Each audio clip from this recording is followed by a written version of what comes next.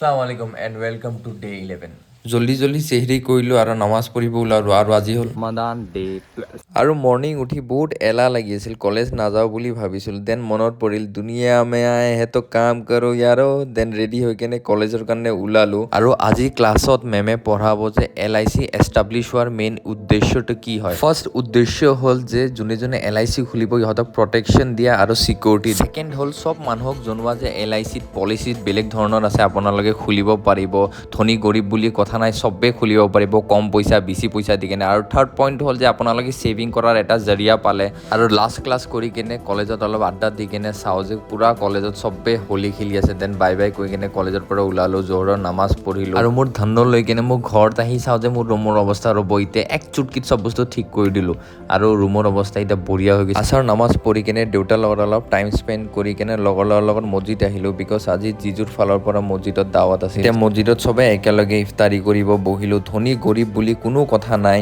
চবে একেলগে বহিব চবে ছেম খানা পাব সেইটোৱে আমাৰ ৰিলিজনৰ ইকুৱেলিটি আৰু বিউটিফুল এতিয়া প্ৰি ৱৰ্কআউট খাই কেনে আহি গ'লোঁ জিমত আৰু ট্ৰাইচেপৰ এক্সাৰচাইজ পুৰা খাতাৰনাককৈ মাৰিব লাগিব বিকজ হাতটো যদি মই ডাঙৰকৈ শ্ব' কৰিব বিচাৰোঁ দেন বাইচেপ মাৰিলে হ'ব ট্ৰাইচেপৰ মাছলছটো বেছি ডাঙৰ চ' ট্ৰাইচেপত বেছি ফ'কাছ কৰিব লাগিব ট্ৰাইচেপৰ বহুতকেইটা ৰেপিটেশ্যন আৰু এক্সাৰচাইজ মাৰাৰ পিছত এইটো মোৰ ট্ৰাইচেপৰ ফিজিক আজি দেন অলপ বডি শ্ব' কৰি কেনে চবকে বাই বাই দি কেনে ঘৰত আহি কেনে জুচ গটকাই দিলোঁ দেন গা ধুই ল'লোঁ আৰু